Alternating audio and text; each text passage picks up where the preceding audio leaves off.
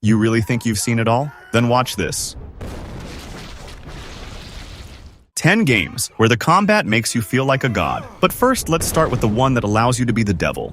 In Prototype 2, you're not limited to fighting just enemies. Civilians are in the mix too. You can leap into a crowd of innocent people and create total panic. Grab someone off the street, throw them off a building, or even consume them to restore your health. Prototype 2 puts you in control of James Heller, a man infected with a powerful virus that turns him into a living weapon. Slice soldiers in half with your arm blade, smash tanks with your fists, or hurl cars like they're toys. The game gives you overwhelming power, and it lets you use it however you want. The game doesn't hold you back. It wants you to embrace the monster. And whether that power is used for good or destruction is entirely up to you.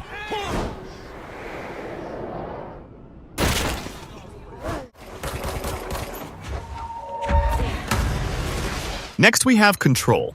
In Control, you don't carry godlike power. You discover it inside yourself, and it's beautiful. You play as Jesse Faden, the new director of a secretive government agency called the Federal Bureau of Control. And shortly after arriving, you gain access to a shape-shifting weapon and a growing arsenal of psychic powers. Combat in Control is all about using your mind to reshape the battlefield. You can launch chunks of concrete at enemies with a flick of your hand, levitate across the room, or hurl entire enemies through the air. Your gun, the service weapon, changes form depending on your needs, from rapid-fire to shotgun to charged blasts. But what really makes the combat feel divine is how it's all tied to momentum and fluidity. Evil West lets you step into the boots of a supernatural vampire hunter who doesn't just fight monsters. He obliterates them with raw, electrified power. Set in a dark, twisted version of the American Wild West, you play as Jesse Rentier, armed with a mix of old-school guns and a gauntlet powered by lightning. What makes the combat legendary is the sheer weight behind every move. You're not just shooting from a distance, you're charging into the heart of the fight, slamming enemies into walls, shocking them with volts of electricity, and juggling them midair with explosive uppercuts and shotgun blasts. As you unlock new abilities, the action becomes more insane. You can yank enemies towards you with a lightning whip or unleash a ground pound that stuns an entire mob. Just Cause 3. Set on the sun-soaked Mediterranean island of Medici, the game gives you unlimited tools for destruction. Grappling hook, wingsuit, parachute, and a bottomless appetite for blowing things up. The game dares you to be as wild as possible. You're not hiding behind cover. You're surfing a fighter jet while shooting down a helicopter with an RPG. Explosions aren't just part of the experience. They're the reward. Every outpost you liberate, every bridge you destroy, sends a clear message. Just Cause 3 doesn't take itself too seriously. And that's what makes it great. Loving this video? Hit the subscribe button to keep the good vibes coming.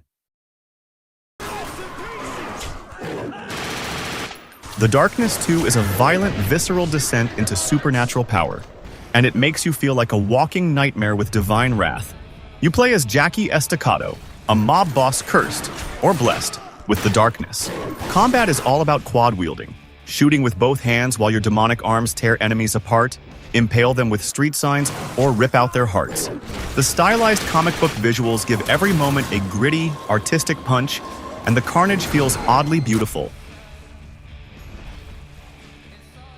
Castlevania, Lords of Shadow reimagines the classic vampire-slaying saga into something epic, dark, and mythic. You play as Gabriel Belmont, a holy knight on a quest to defeat the Lords of Shadow and bring back his lost love. What begins as a noble mission turns into a godlike journey of transformation, and the combat is your weaponized evolution. Armed with the Combat Cross, a chained weapon that acts like a whip, mace, and blade all in one, Gabriel can strike enemies from all directions with sweeping, brutal attacks. The flow of battle is rhythmic and cinematic. As Gabriel absorbs new powers, you feel the shift. You're no longer just a warrior. You're challenging titans, slaying monstrous beasts, and facing foes that tower over castles. Each boss fight is like a mythological trial, and every victory feels earned. The magic system adds even more depth. Light magic heals you with each strike, while shadow magic amps up your damage, letting you rip through hordes with overwhelming force. Bruh. In Infamous, Second Son, you don't just play as a superpowered character. You become a force of nature. Set in a beautifully stylized Seattle, You take control of Delson Rowe, a conduit who absorbs powers from other superhumans. Each ability comes with its own destructive flair. You're not dodging bullets and hiding behind cover. You're blasting enemies with explosive smoke bombs, dashing through walls, zipping up buildings in neon streaks, and raining energy down from above. You're not locked into a hero's path. You can choose to become a feared outlaw. The game doesn't punish you with a game over for harming innocents. Instead, it builds it into the karma system, pushing you toward the infamous alignment. The freedom of movement ties perfectly into the combat. You can scale rooftops instantly, then drop down with a chaos-filled shockwave that wipes out a group of enemies. It's fast, fluid, and it feels good. What makes it legendary is the way the game never limits your creativity. The more powers you unlock, the more the game makes you feel like you're evolving into a living god of destruction.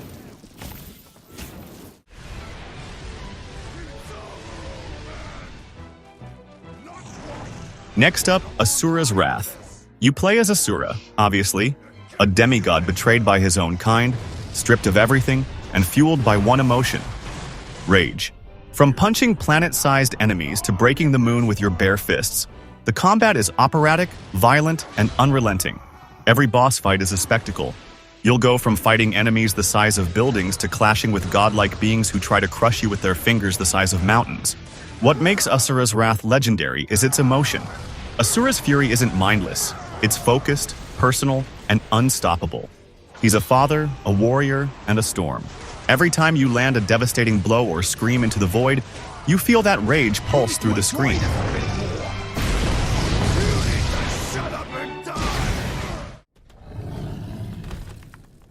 They brought a pet.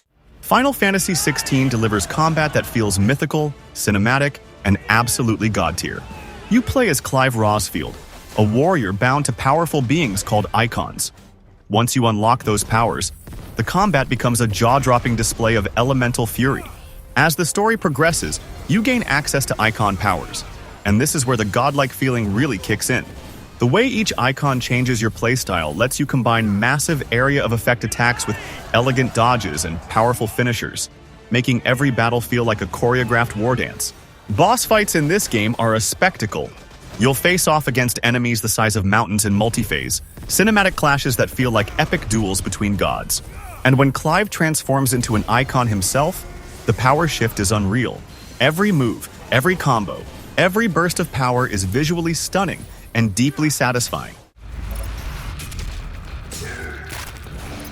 Doom Eternal makes you feel like an unstoppable force, tearing through the armies of hell. You are the Doomslayer, and demons don't fear death. They fear you. There's no hiding, no cover system. You push forward constantly, fueled by a combination of speed, strategy, and pure violence. What sets Doom Eternal apart is its combat loop. Kill aggressively to survive. Chainsaw enemies to replenish ammo, glory kill them for health, and set them on fire to earn armor. The enemies don't hold back, but that's what makes your dominance feel earned.